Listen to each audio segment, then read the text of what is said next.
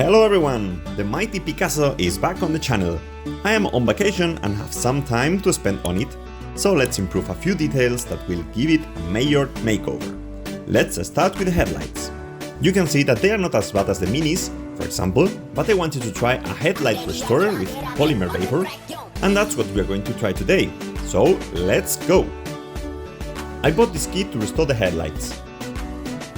It includes different types of sandpaper, the instructions, and as you can see, this is one of those kits you have probably seen online, where you have to steam the headlights after sanding it. So, I am going to get everything ready and show you the process. We will learn it together, since I have never done it before. Let's see how it goes. The first thing is to clean the headlight very well.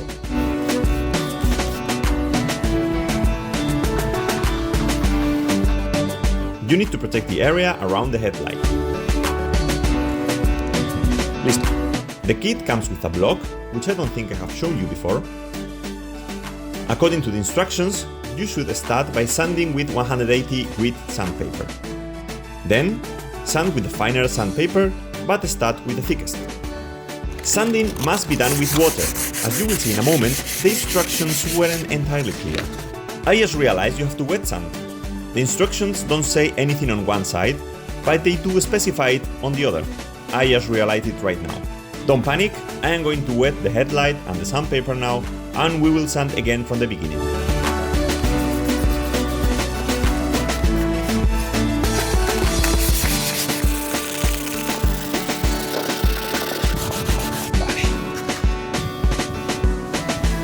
Yes, this looks better now.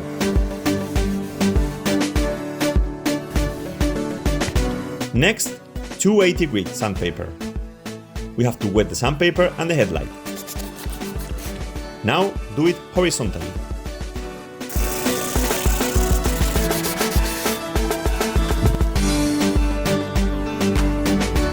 Next, 360 grit, the same as before.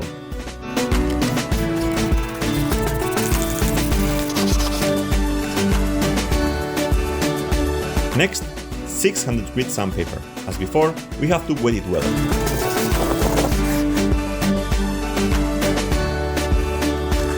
Next, 800 grit sandpaper.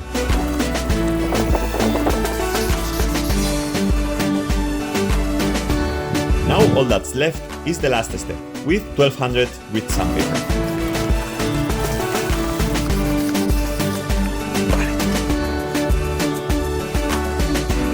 Let's clean the headlight very well.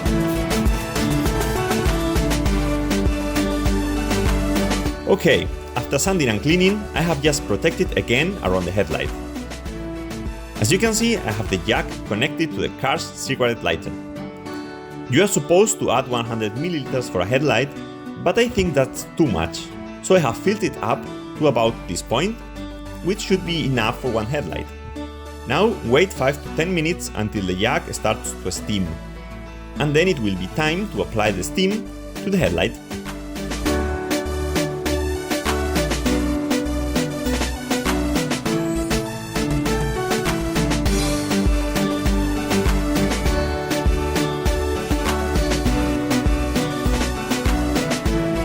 While applying the product to the headlight, I encountered two problems.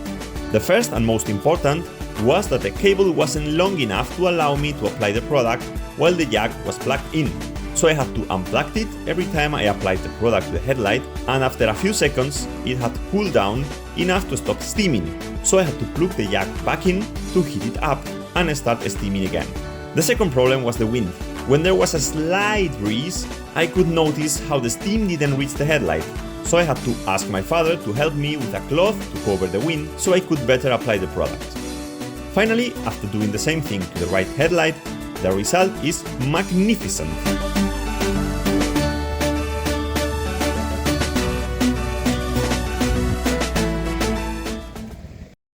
As I have already told you in other videos, the car was in an accident. As a result, the bumper cracked and the headlight broke, which was replaced with a new one. But if you remember, in the first video of the project, I broke the lower headlight support, so I have to repair it. I also want to repair the bumper, welding this crack here, so it doesn't get bigger. So, since removing the headlight requires removing the bumper, and I want to remove the bumper to fix the crack, I am going to get to work. Before removing the bumper, I need to remove the wheel arch, which I have already shown you in other videos. I'm going to try to remove it without removing the wheel, since I am here on the street and don't have too much space, nor a lift. So I will see if I can remove it, and I will show you how right away. Then we start removing the bumper. As you can see, I have removed the wheel arch. Here it is. With the wheel on, you can do this. Basically, you have to turn the wheel completely to one side to remove one half the wheel arch, and then turn the wheel completely to the other side to remove the other half. Now with the wheel turned like this, we can see the screws that hold the bumper inside here. As you will see later, on this side it has 3, and on the left side it only has 2.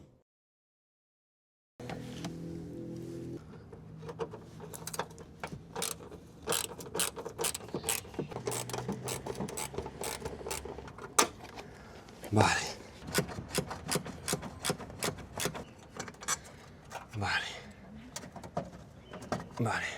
After removing the 3 screws, this is now loose. But I still need to remove these 3 screws. 1, 2, and 3. Obviously, the screws on this side, for which I will have to take the wheel arch apart. And finally, 3 screws underneath here. I don't think you can see them, but anyway, there are 3 screws underneath here. You see, on this side I have removed the wheel arch, not completely, just the front half. And here, curiously, the bumper is only held in by 2 screws. The third screw, which is closest to the wheel, is missing. I don't know if it's common to all Xsara Picassos, but it would seem strange to me. I imagine at some point they put that third screw on the other side. Anyway, I am going to remove the 2 screws on this side, and then we will continue removing the rest of the bumper screws. Let's remove the 3 screws holding the bumper down here.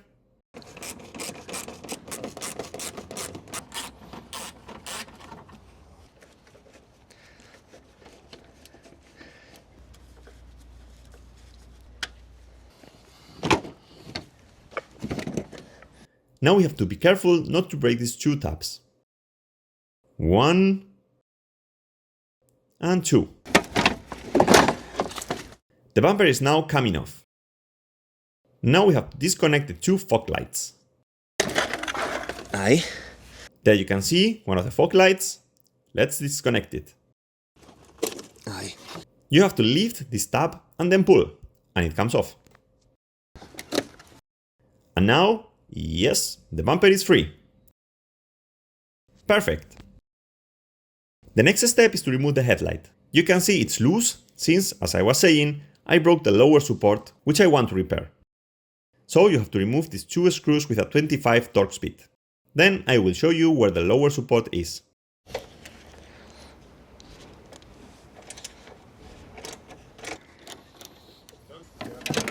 Here it's also attached to the car. You can see it's already coming out, since it doesn't have the lower support. Now you have to disconnect all the cables so I can release it and take it home for repair. The turn signal was loose. Great. También. I am going to leave this one here. Esponjita esta. Mucho mejor. Ya está. This one here is the third attachment point for the headlight. As you can see, I broke it like an idiot. I am going to remove it, and we are going to weld it to the headlight with a plastic welding gun, and it will be better than new. There is no need to remove the screw, since, as you can see, the support fits onto the screw. I am going to repair the crack in the bumper. This is the right side of it, since we are looking at it from the inside. For this, I have a plastic welding gun. It comes with several types of staples like this, for example, M-shaped. There are different types for corners, etc. I think the one that will work best is the spring-shaped one.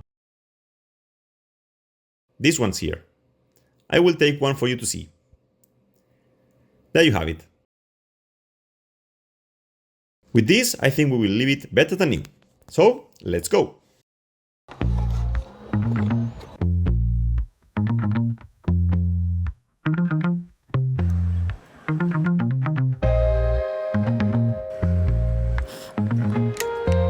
This is really strong. I am not going to touch it anymore. The crack is visible from the outside since it's been there for over 10 years. And the plastic was warped and opened up. To make it perfect, you will have to apply filler on the outside to cover the crack, sand, prime, paint, etc. And I am not going to do all that. As it is really strong, and for me that's more than enough. Vale. A piece of the bumper broke. I don't know if I broke it when I took it apart or if it was already broken. It's this one here. It's one of the supports where one of the lower screws that hold the bumper is located.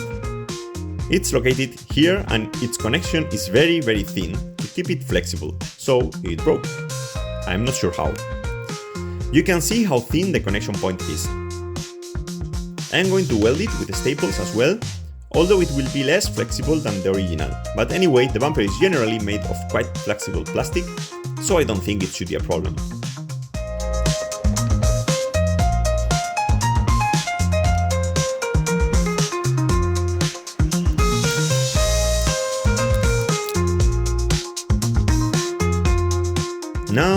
Now it's perfect.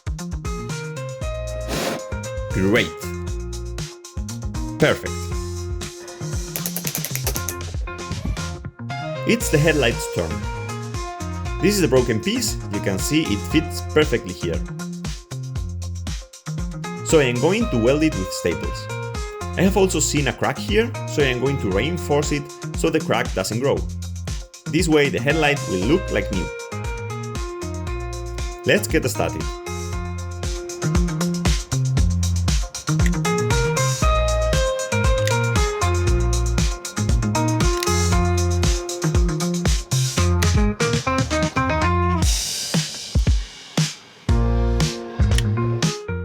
The phone camera decided to stop recording because it was too sunny. So what you couldn't see is how I welded the plastic along both cracks with the blade of the gun. Now this is super strong.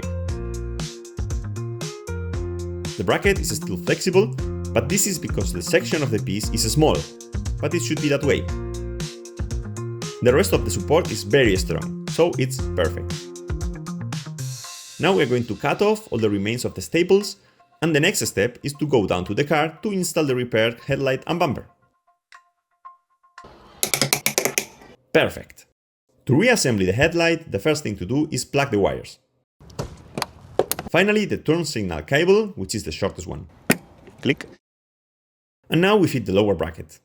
And the rest of the anchor points align without any problems. First, we fit the clip up here, and that's it. We just have to put in the screws.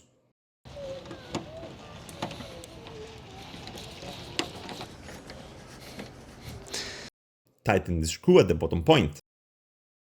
The repaired bracket fits perfectly.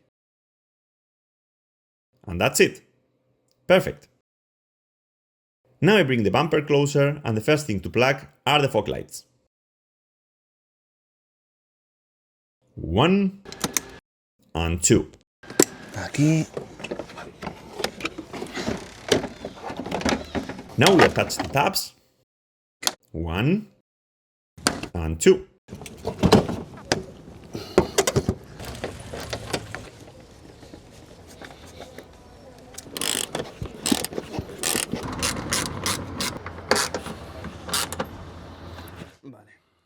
The 2 screws on this side.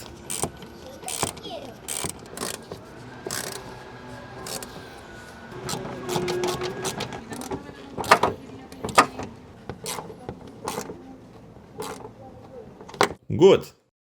After installing the bumper, all that's left is to attach the wheel arches with their clips, and we are done.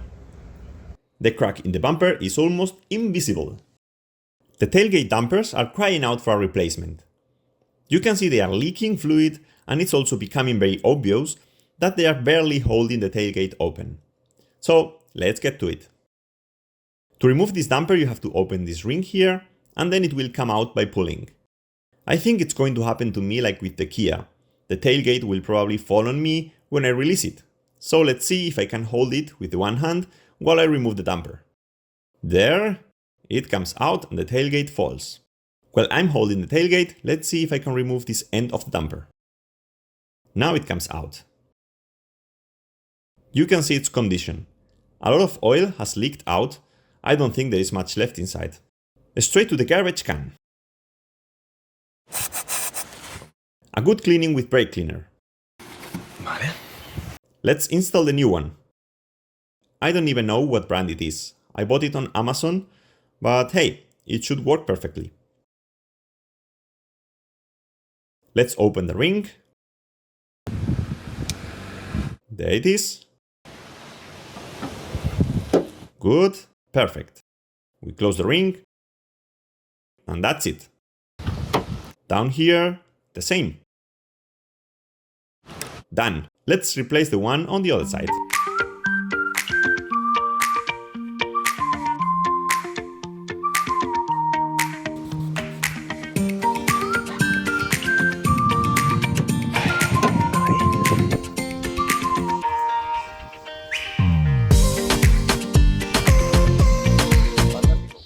Another thing I want to do is remove the license plate holder.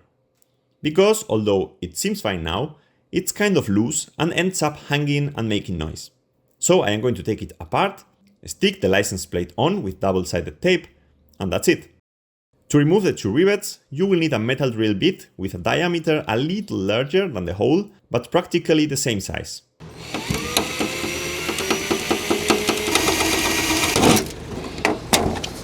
And the same here. Let's see how it goes.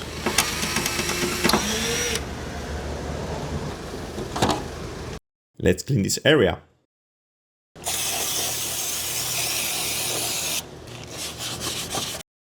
Okay, I'm going to need a little degreaser.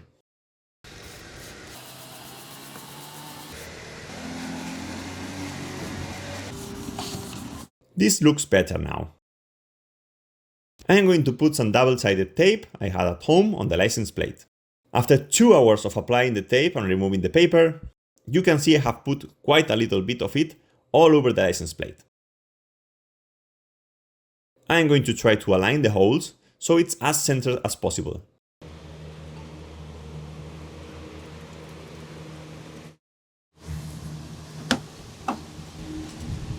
There it is.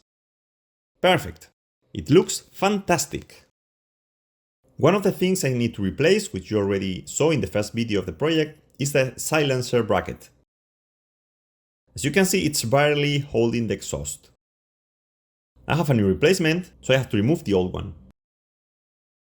Here I remove the strap so the bushing is a little more flexible when removing it. Here we go. A little bit of lubricant to help remove the rubber.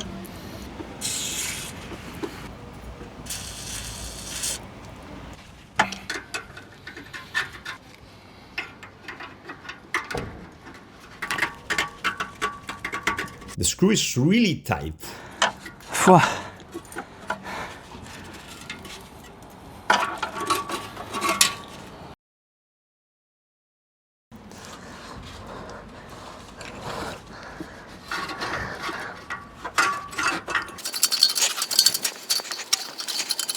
Now it's coming out. Now it's out. Come here. Come on, only the other one is left. Vale. The other bushing came out by praying it out when I pulled from the entire bracket. You can see the bracket. The tricky part is getting this lip out of the bushing hole since it got caught in the rubber. But anyway, it's out now. This is the new one.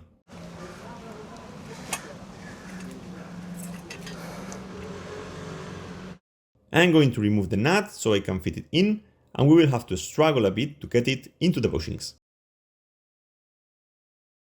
I place the bracket. I put it in the hole, which by the way, I lubricated so it goes in easier. There it is. And now it's the other one's turn.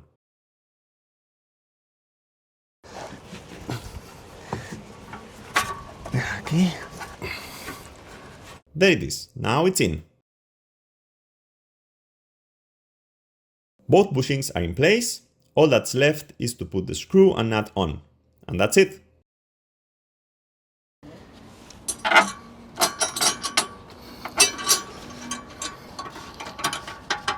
The washer is important.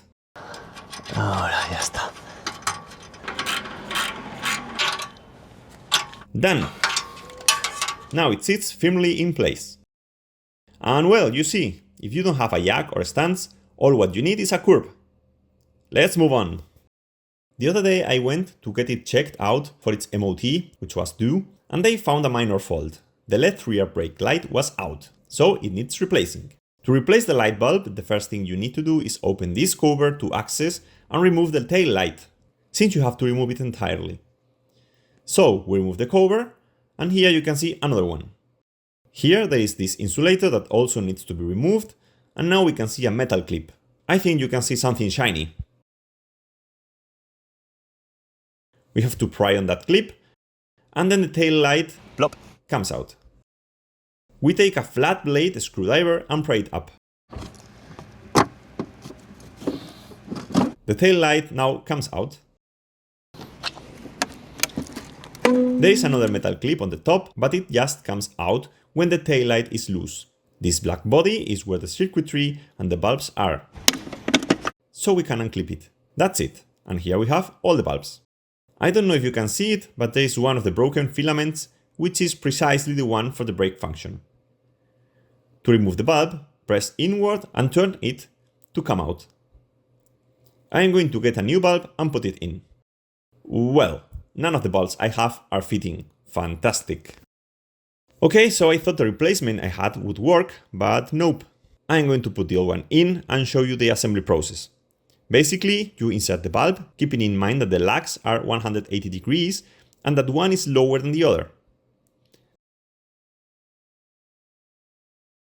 The lower lag has to be aligned here and the other here. Then the bulb goes in effortlessly and twists into position. I am going to put everything back together so you can see the whole process. Then I will have to go and buy a new bulb since the one I have isn't fitting. Place the black body on the tail light. Insert the tail light so that the upper anchor point fits, then the lower one, and push it in. And now it's done. All that was left was to clip the lower point. And yes, since I had to disassemble it again to install the new bulb after buying the correct one, I took the opportunity to give this area a bit of cleaning. Now it works as it should.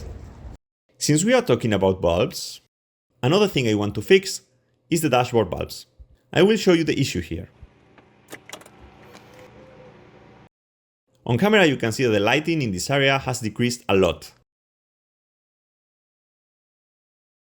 And then, well, the economy mode has turned it off and won't let me show it to you. Some of these lights here, like the low beam symbol, aren't working. So I am going to disassemble the panel and check which bulbs are burned out and replace them with new ones. To do this, I will first disconnect the battery. So I will disconnect it first, and now we go on. We take out this frame here.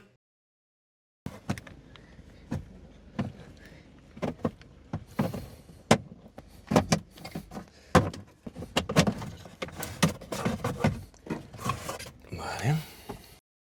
Now we remove the two Torx 20 screws.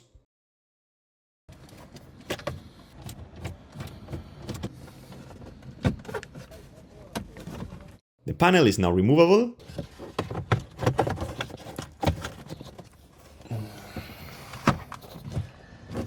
We need to disconnect the blue connector.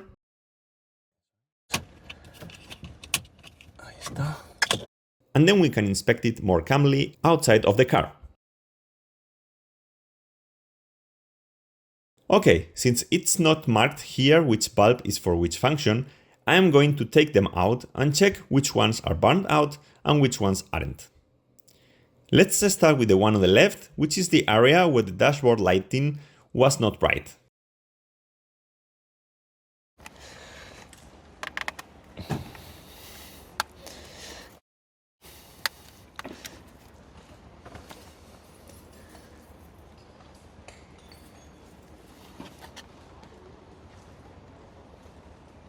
You can't really see it, but this valve is burned out.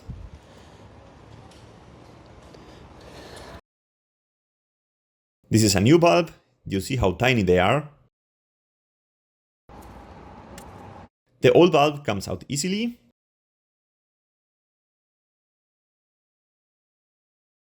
And the new one fits into the socket without a problem. It goes in.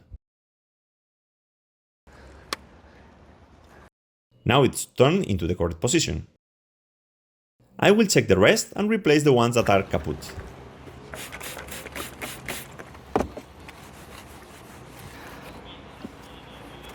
Let's put it back together. I'm going to take this opportunity to clean this area here.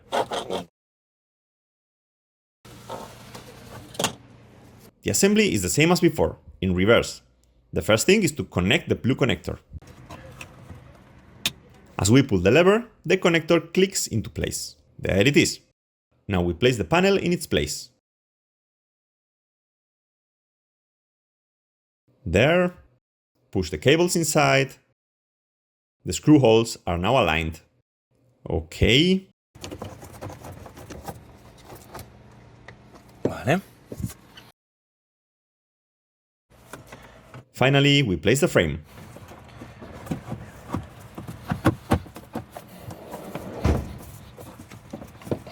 That's it. Very easy, right?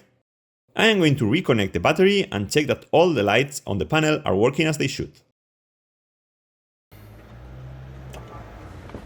There you have it. It looks great now. Let's check the low beams. There they are. High beams. Perfect. Turn signals. Everything works. Perfect.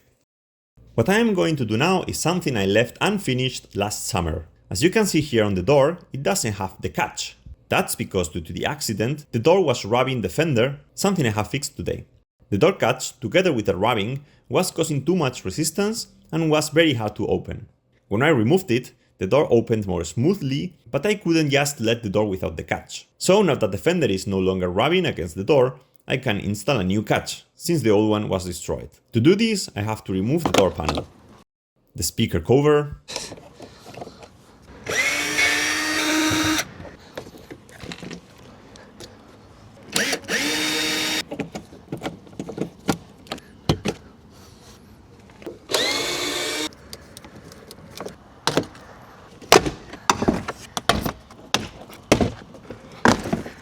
Regarding how to remove the door catch, I will show you what I recorded last summer, and then we will come back to the present to install the new one.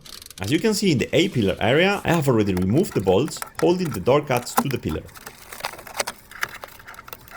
Now, after opening the insulation to access the inside of the door, I remove the nuts holding the catch to the door itself. Finally, to remove it, I had to separate the two halves.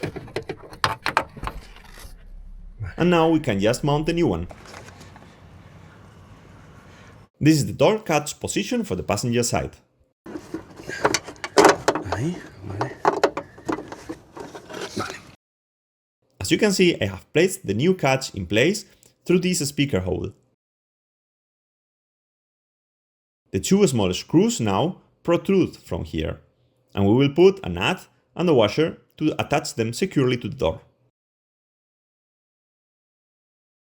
Then we will have to close the door slightly so the bracket touches the A-pillar, and we can secure it with two more screws and washers. And then it should be as good as new.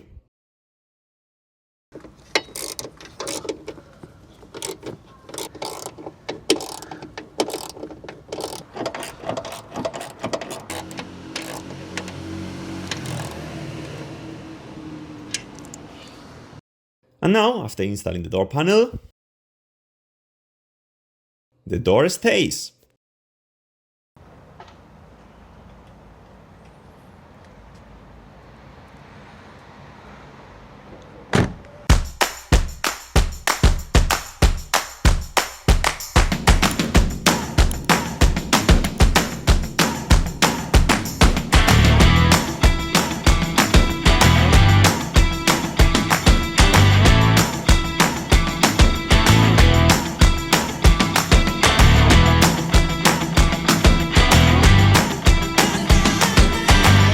all for today. We are delighted with the Picasso. It's been great these holidays.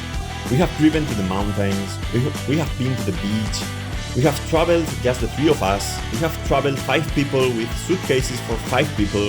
Everything fits in there, playing around with the space a bit, but the amount of stuff that fits in is amazing.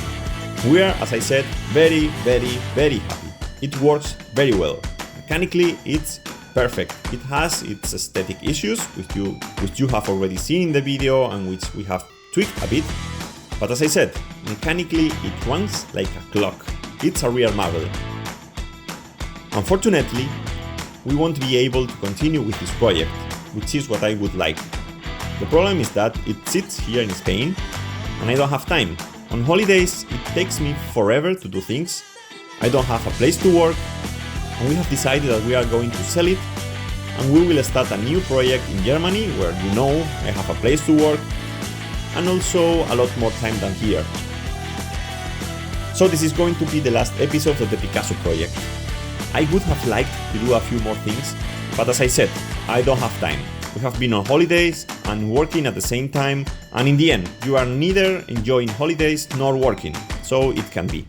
Well, as I always say, if you like the video, the project, you can give a thumbs up, it always helps a lot. Any comments you would like to write me about both the Picasso and the project itself, I would be happy to answer. And that's it. See you in the next video. Bye bye.